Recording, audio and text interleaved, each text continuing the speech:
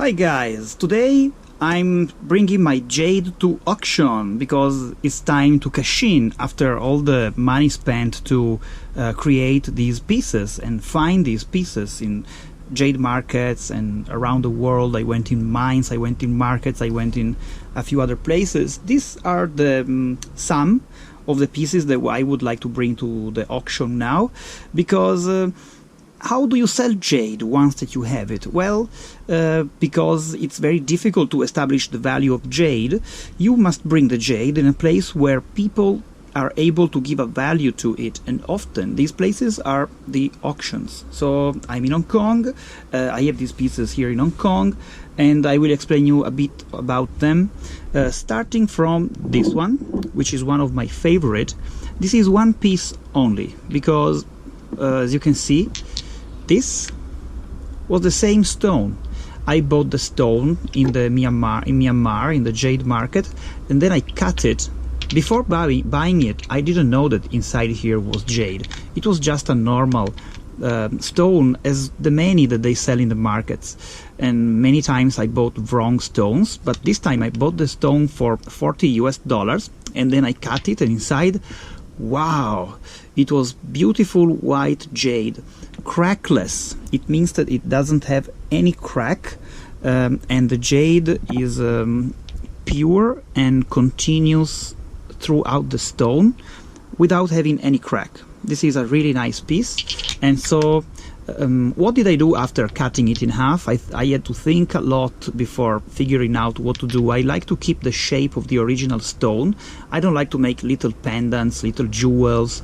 I like the concept of keep the mystery of what I told the master to carve some flowers. I gave him some flower drawings, and he carved these flowers, and on the other side there are the butterfly and the caterpillar, so before and after.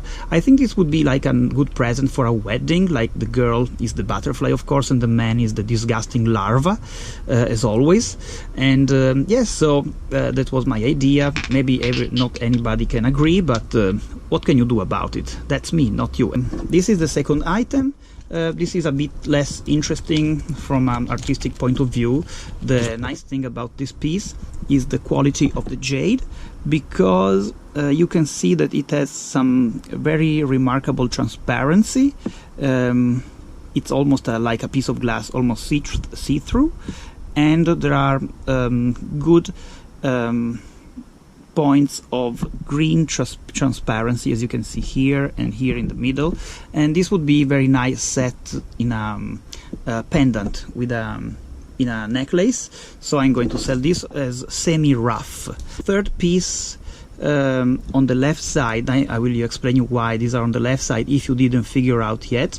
This was another stone that I bought in the market in Myanmar.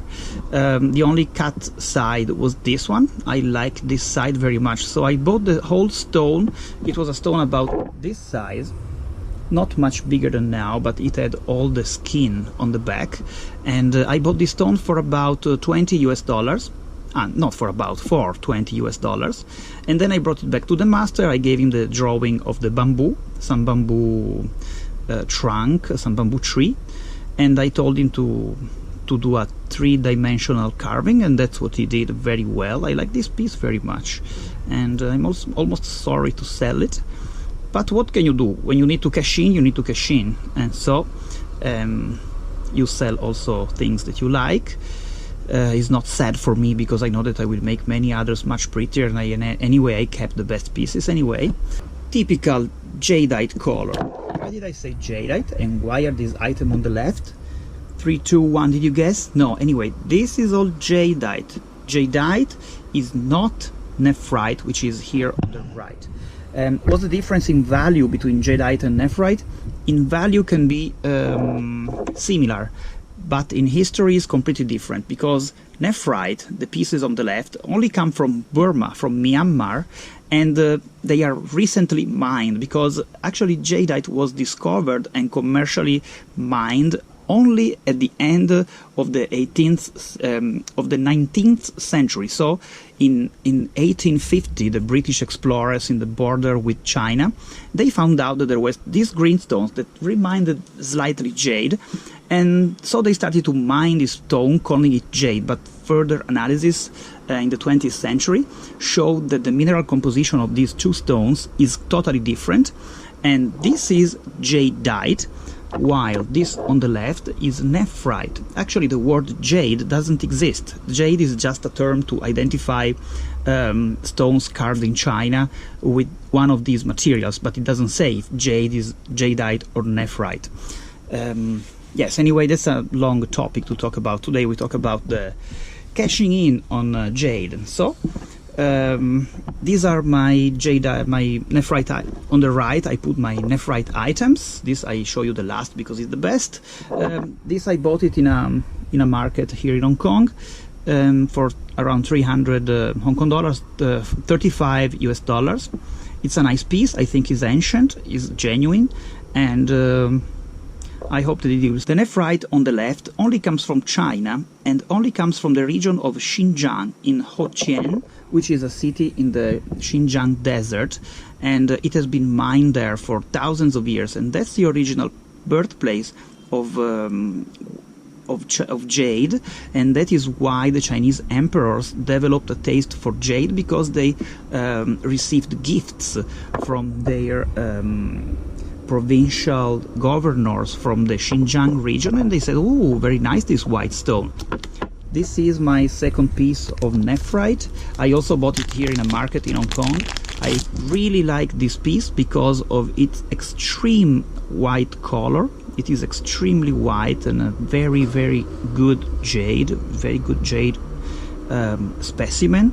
And the carving is auspicious, because here you can see that there is a bat. There is a bat here, and there is a typical bamboo, which I like very much. And the third piece, of course,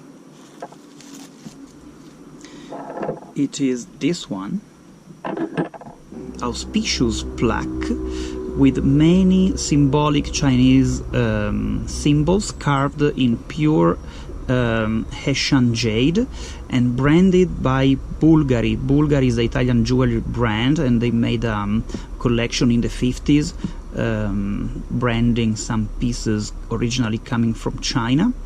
And this is said to be at the end of 18th century, so end of 700s. Made at the end of 700s, which is one of the prerequisites to add value to jade, because if jade is original Chinese and antiquely carved, it increases its value hugely, because there is not only the craftsmanship but also the history behind it, which increases the value. As the older the pieces, the more valuable it is, basically. And here there is a swastika, the good luck feature for the Chinese, then the two bats, 1 and 2 on the side. This is auspicious word. This is another auspicious symbol. This is a knot. This is the Chinese knot, and this is a very, very nice. So this is the final display before bringing the goods to the auction house, which I'm going to do now. Okay, so I'm here in the auction house. We just made the estimate for the initial price, and we agreed to have one initial set of all these pieces here. The starting price is 500 Hong Kong dollars. And this piece here, the starting price is 1,200 Hong Kong dollars. This one is 8,000 Hong Kong dollars.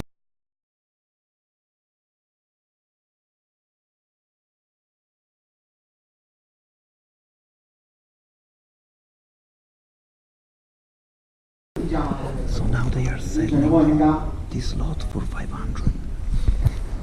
500，有人認價，電話可以托500，電話可以托500，有冇800？有冇800？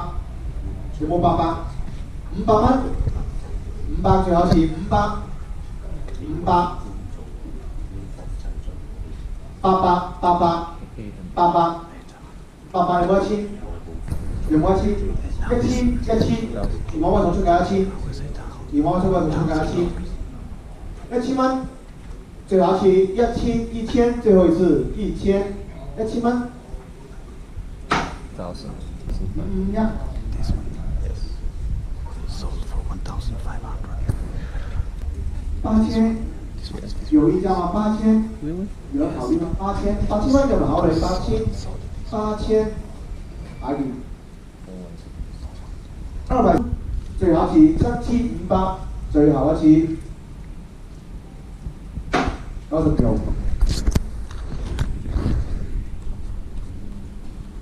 5000，委托出價5000，我哋出價5000蚊，有冇5200？有冇5200？有沒有5200？5000，最後一次5000，562。260。32號，多少錢？買到，好 ，OK。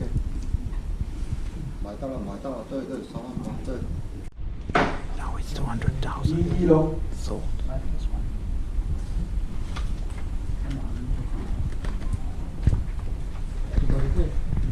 282號，前面的是2000。人性，多少人性？有沒有2800？有沒有2800？2800，後排2800，2000， 3000可以嗎？3000蚊係咪？3000蚊，3000，有沒有3200？有冇3200？3000蚊，最後一次3200，3000蠻好了。3000多謝，3500、3500。現場出價3500，3500蚊，最後一次3800。好，唔該。還有幾多？唔該。還好。152。萬有考慮嗎？32萬。好，謝謝。32萬。2萬。還好，謝謝。533。價4萬，最後一次。533。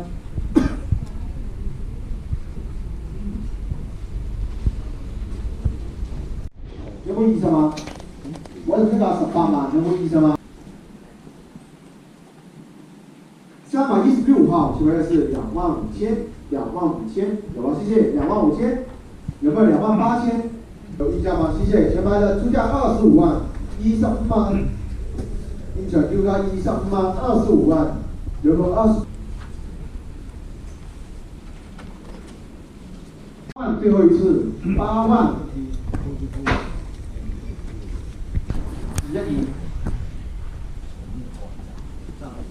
360號，前面的是15萬，有嗎？謝謝。15，22000，有沒有25000？25000，中間了，最後一次18萬，最後一次18萬。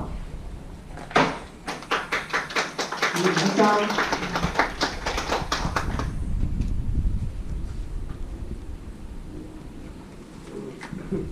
369號，前面是1200，I'm back home after the auction. It was very fun today to go there and see all those expensive items getting sold and all that money flying around so quickly. But by the way, let's take a look at my my business deal here.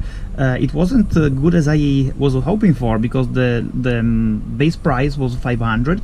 It was sold at 1,000, but I paid these stones here sold today much more. In the price of these 3 Jadeites, 1, 2, 3, is also included the price of the master who carved it, because I bought them rough and then I asked the master to carve.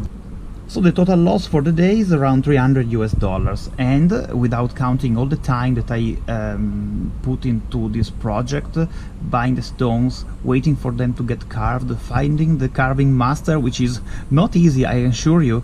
Finding a jade carver master is not an easy task. They are very few and quite busy. Not easy to get in touch with because they are kept very secretly and very jealously by the people in the business who don't like to reveal to anyone where they have their stones carved. A few pieces of jade were sold for much more than the base price.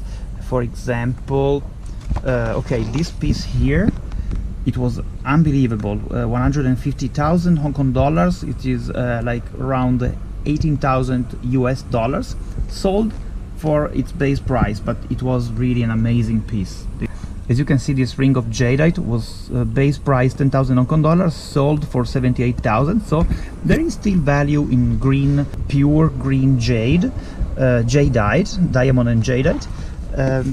But I want to show you, I don't know where it is, the one that sold figure of standing guanyin, 60,000, sold 60,000, and the base price was 10,000 Hong Kong dollars. So if you have one of these antique original jade statues, you have some value.